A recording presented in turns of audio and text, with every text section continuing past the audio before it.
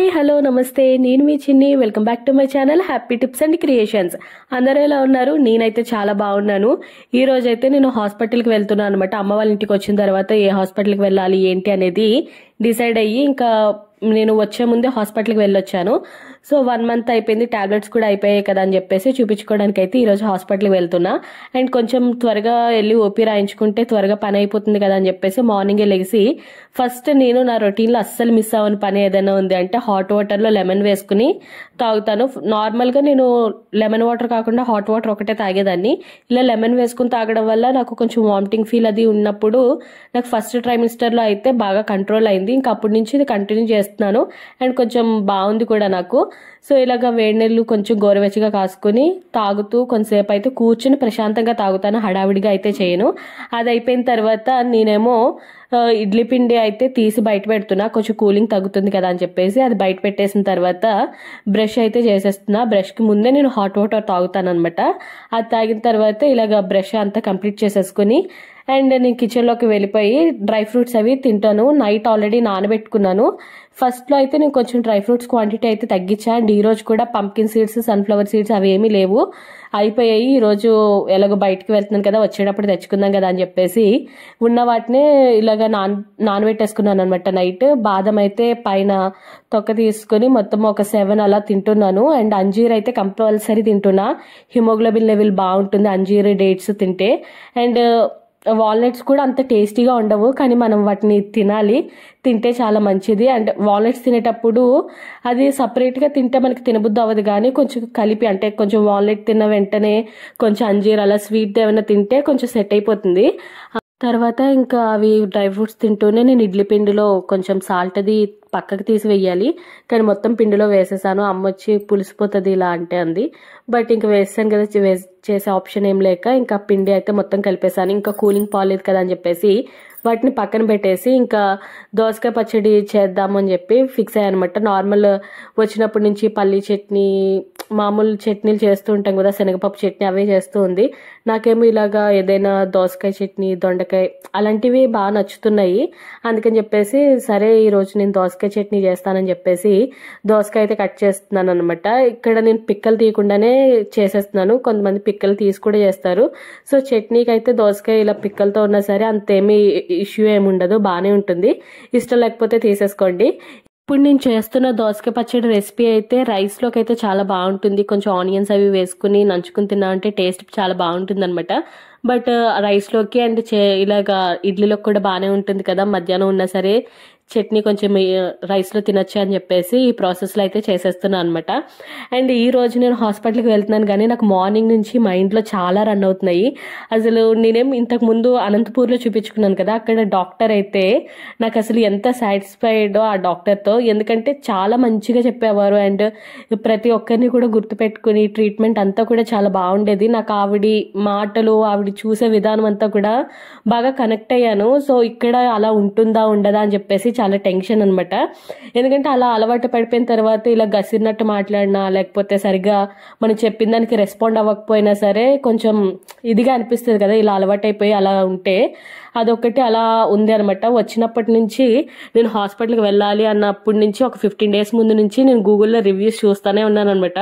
తుండ్లో ఏమేమి హాస్పిటల్స్ ఉన్నాయి, ప్రెసెంట్ ఎవరు బాగా చూస్తున్నారు ఏంటి అని. నాకైతే గూగుల్ రివ్యూస్ని బట్టి ఏది సాటిస్ఫైయింగ్ అనిపించలేదు. ఏంటి అందరూ ఇలా చెప్తున్నారు, పేషెంట్స్ అందరూ రివ్యూస్ ఇలా ఉన్నాయి అని అనిపించేది ప్రతి హాస్పిటల్ది కూడా. సరే ఇంకా బయట తెలిసిన వాళ్ళు కూడా చెప్తూ ఉంటారు కదా, ఈ హాస్పిటల్స్ బాగుంటుంది ఒకసారి ట్రై చేయండి అని. సో అలాగా అందరూ కూడా మమతా హాస్పిటల్ అని ఉంది, అది కొత్తగా పెట్టారు. సో అది మల్టీ స్పెషాలిటీ హాస్పిటల్. అక్కడ ప్రెగ్నెంట్ లేడీస్కి అది చూస్తున్నారు, ఆరోగ్యశ్రీ కార్డ్ మీద అది కూడా ఫ్రీ అనమాట ఆపరేషన్స్ అవి. సో ఒకసారి వెళ్ళి చూపించుకోండి, అందరూ ఇప్పుడు ఆవిడే బాగా చూస్తున్నారు అని చెప్పేసి చెప్పడంతో సరే అయితే ఆ మమతా హాస్పిటల్కే వెళ్దాము అని చెప్పేసి అది కూడా నేను ఒక 2 డేస్ ముందు తమ్ముడు నేను హాస్పిటల్కి వెళ్ళి అసలు హాస్పిటల్ ఎలా ఉంది ఏంటి అనేది చూసుకున్న తర్వాత సరే ఓకే బాగానే ఉంది, ఆరోగ్యశ్రీ కార్డ్ మీద అవుతుంది. అండ్ డాక్టర్ కూడా అంటే అక్కడ ఉన్న వాళ్ళు కొంతమందిని అడిగా అనమాట డాక్టర్ ఎలా మాట్లాడతారు ఏంటి అని. సో అందరూ కూడా డాక్టర్ అయితే చాలా బాగా చూస్తారు అని చెప్పారు. సరే అయితే ఇంకా ఉన్న వాటిలో నాకు మమతా హాస్పిటల్ బెస్ట్ అనిపించి మమతా హాస్పిటల్కి అయితే వెళ్తున్నా అనమాట. దోసకాయ పచ్చడికి అది ఫ్రై చేసి పక్కన పెట్టేసుకున్నాను. ఈ లోపు అమ్మ బయట పనులన్నీ చేసుకుని వచ్చి కాఫీ పడాలి అని చెప్పేసి అంది. ఇంకా సరే అని చెప్పేసి అమ్మకి కాఫీ నేను కలిపితే నచ్చదు, ఎవరిది వాళ్ళకే కలుపుకుంటే బాగుంటుంది, నాది నాకే నచ్చుతుంది అంటది. సో ఇంకా అమ్మకే ఇచ్చేసాను అనమాట. ఇడ్లీ కూడా రేకుల్లో పెట్టేశాను కదా అని చెప్పేసి ఇడ్లీ కూడా స్టవ్ మీద పెట్టేసి దాని తర్వాత ఆల్రెడీ ఫ్రై చేసి పెట్టుకున్నాం కదా చట్నీ కోసం, అవన్నీ కూడా ఒకదాని తర్వాత ఒకటి వేసుకుని చట్నీ అయితే సింపుల్గా చేసేసుకున్నాను. తాలింపు పెట్టుకుంటే ఇంకా టేస్ట్ బాగుంటుంది. ఇంకా నేను టిఫిన్ కోసమే కదా అని చెప్పేసి ఆల్రెడీ టైం కూడా అయిపోతుంది, త్వరగా వెళ్ళాలి. అండ్ మెయిన్ హాస్పిటల్ అయితే అసలు ఖాళీ ఉండదంట. మేము తమ్ముడు నేను వెళ్ళిన రోజు కూడా చాలా క్లమ్జీగా అంటే ఎక్కువ మంది జనాలు ఉన్నారు పేషెంట్స్, అది సో చాలా ఎక్కువ అనిపిస్తుంది. సరే ఓపీ త్వరగా వెళ్ళి రాయించుకుంటేనే బాగుంటుంది కదా అని చెప్పేసి త్వరగా అలా సింపుల్గా చట్నీ అండ్ ఇడ్లీ అయితే ప్రిపేర్ చేసేసుకున్నాము. అండ్ ఫస్ట్ అయితే తమ్ముడు నన్ను హాస్పిటల్ దగ్గర దింపేసి తర్వాత అమ్మని తీసుకుని వస్తాడనమాట. అంటే తమ్ముడికి లాగిన్ ఉంది, ఆ లాగిన్ అయ్యేలోపు అంటే లాగిన్ టైం అయ్యేలోపు ఆఫీస్ టైం, ఒకవేళ హాస్పిటల్ పని అయిపోతే తమ్ముడు నన్ను తీసుకుని వచ్చేస్తాడు, లేదంటే అమ్మ నాకు తోడు ఉంటుంది కదా అని చెప్పేసి. అందుకే అమ్మ వెంటనే ఇడ్లీ అయిపోగానే వెంటనే రైస్ కూడా పెట్టేసింది అనమాట. వంట కంప్లీట్ చేసుకుని వచ్చేస్తే హాస్పిటల్ నుంచి వచ్చేటప్పటికి ఏ టైం అవుతుందో ఏంటో అనే టెన్షన్ లేకుండా రాగానే ఫుడ్ ఉంటుంది తినడానికి అని చెప్పేసి వంట కూడా కంప్లీట్ చేసేస్తుంది ఒక పక్కన. అండ్ ఇడ్లీ అయిపోగానే అమ్మ అయితే ఇడ్లీ సర్వ్ చేసేస్తుంది అనమాట అందరికి. ఇడ్లీ అమ్మ కిచెన్ లో వర్క్ ఇలా ఇడ్లీ అది సర్వ్ చేసే లోపు నేనైతే ఫ్రెష్ అయ్యి వచ్చేసాను. ఫ్రెష్ అయ్యి వచ్చేసి ఇడ్లీ పెట్టేసింది కదా ఆల్రెడీ, వేడివేడిగా ఇడ్లీ అయితే తినేసాను. ఇలా వేడివేడిగా తినడం అంటే నాకు చాలా ఇష్టం, నేను చాలా వీడియోస్లో చెప్పాను, నా షార్ట్ వీడియోస్ ఫాలో అయ్యి ఉంటే తెలుస్తుంది. చట్నీ కూడా టేస్టీగానే వచ్చింది. సో టిఫిన్ అయిపోయిన తర్వాత వేసుకోవాల్సిన టాబ్లెట్స్ ఉన్నాయి, సో ఆ టాబ్లెట్స్ కూడా వేసేసుకుని అండ్ హాస్పిటల్కి వెళ్తున్నామంటే కనుక ముందు రిపోర్ట్స్ అన్నీ కూడా మనం పట్టుకెళ్ళాలి కదా. సో నేను వచ్చేటప్పుడే రిపోర్ట్స్ అన్ని తెచ్చుకున్నా, కాకపోతే కొంచెం గందరగోళంగా ఉన్నాయి అన్ని. స్కానింగ్ రిపోర్ట్స్ ఉంటాయి కదా, అవన్నీ కూడా లైన్గా పెడుతున్నాను అనమాట. అంటే ఫస్ట్ స్కాన్ ఏంటి, సెకండ్ స్కాన్ ఏంటి అనేది డీటెయిల్డ్గా కొంచెం చూపించడానికి బాగుండాలి కదా అని చెప్పేసి అన్ని స్కాన్ రిపోర్ట్స్ అయితే సపరేట్ చేస్తున్నాను. అండ్ బ్లడ్ టెస్ట్ అవి చేయించుకునేవి కూడా ఉన్నాయి, థైరాయిడ్ టెస్ట్, ఇవన్నీ కూడా నేను సపరేట్ చేసి నీట్గా పెట్టేసుకుని బ్యాగ్ అయితే ప్యాక్ చేసేసుకుంటున్నాను అనమాట. తమ్ముడేమో అప్పటికి కంగారు పెట్టేస్తున్నాడు, అయిపోతుందా ఇంకా ఎంతసేపు అని. వాడి కంగారు వాడిది, త్వరగా వెళ్తే త్వరగా పని అయిపోతే లాగిన్ అయ్యే టైంకి వచ్చేద్దాం కదా అని చెప్పేసి ఇంకా నేను కూడా ఫాస్ట్గానే మేము వెళ్ళేటప్పటికి 9 లోపే వెళ్ళిపోయాము, 8:45 అలా వెళ్ళామన్నమాట. ఇంకా అప్పటికి ఇంకా ఎక్కువ మంది జనాలు అయితే రాలేదు. కాకపోతే ఓపీ అయితే ముందుగా రాయించుకున్న వాళ్ళు కూడా ఉండడంతో మాకు హాస్పిటల్లో అయితే చాలా లేట్ అయిపోయింది. అండ్ డాక్టర్ కూడా లేట్గా వచ్చారు. ఇదే లేటర్ బాబు మా ఓడిని పిలిచేస్తున్నాడంటే అమ్మేమో పాలు తాగే వెళ్ళు, తాగకుండా వెళ్ళకు, మళ్ళీ ఆకలేస్తుంది అది ఇది అని చెప్పేసి పాలు తాగే వరకు పట్టుబట్టింది. ఇంకా పాలు తాగేసి తమ్ముడు నేను అయితే స్కూటీ మీద మొత్తానికి హాస్పిటల్కి అయితే స్టార్ట్ అయిపోయాము. హాస్పిటల్కి వెళ్తున్నంతసేపు కూడా నా మైండ్లో అదే రన్ అవుతుంది అనమాట, హాస్పిటల్కి వెళ్ళిన తర్వాత ఎలా ఉంటుంది ఏంటి అని. వెళ్ళేదారిలో కొంచెం క్యాష్ అయితే తీసుకుంటున్నాము, ఎంత మనకి ఫోన్పేలో అమౌంట్ ఉన్నా క్యాష్ కూడా ఉండాలి కదా, ఏమో అక్కడ అవైలబిలిటీ లేకపోతే మళ్ళీ కష్టం అవుతుంది కదా అని చెప్పేసి క్యాష్ అయితే తీసుకుని ఇదిగో హాస్పిటల్కి అయితే రీచ్ అయిపోయాము. హాస్పిటల్లో డాక్టర్ అయితే 10:30కి వచ్చారు. మేము ఇంచుమించు 2 hours వెయిట్ చేసాము. 11 ఆ టైంకి అనుకుంటా హాస్పిటల్లో నన్ను పిలిచారు.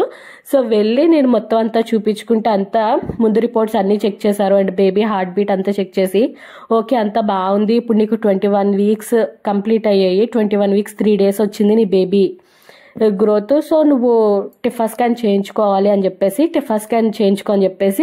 ఒక స్కాన్ సెంటర్కి అయితే రాశారనమాట. ఇక్కడ వరకు అంతా కూడా కొంచెం బాగానే జరిగింది. టాబ్లెట్స్ అవి రాశారు, టాబ్లెట్స్ అవి తీసుకున్నా. ఇక్కడ నుంచి నాకు అయితే తలనొప్పి స్టార్ట్ అయింది.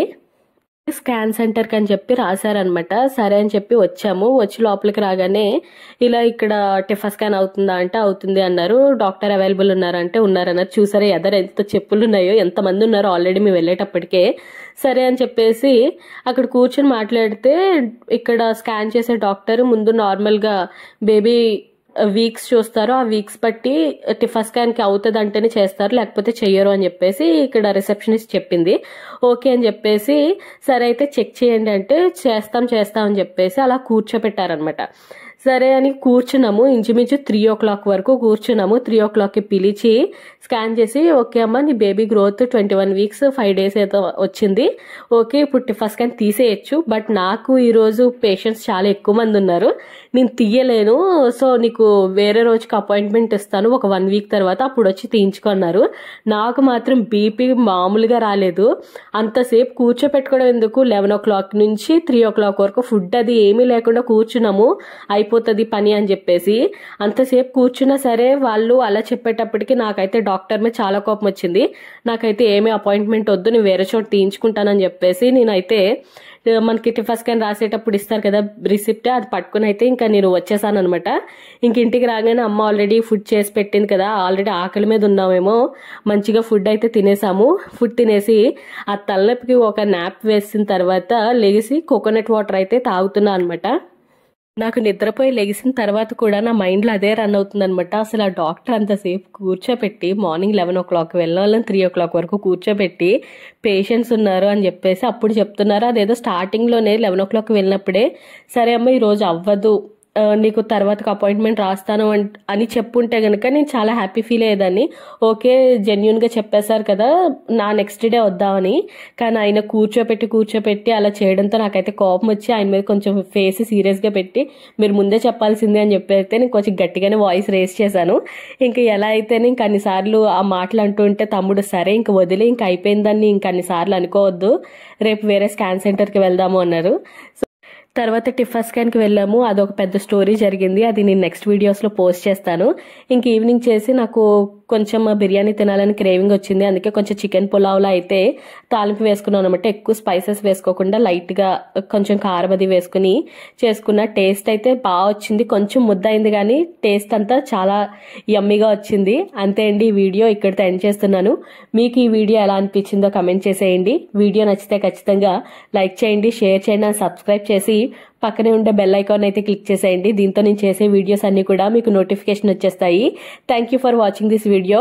ఇంకా మన ఛానల్లో చాలా ప్రెగ్నెన్సీ రిలేటెడ్ వీడియోస్ ఉన్నాయి, చూడలేని వాళ్ళైతే నేను లాస్ట్లో ట్యాగ్ చేశాను, చూసేయండి. అండ్ డిస్క్రిప్షన్లో కూడా మెన్షన్ చేస్తాను, తప్పకుండా చూసి ఫాలో అయిపోండి. Thank you for watching.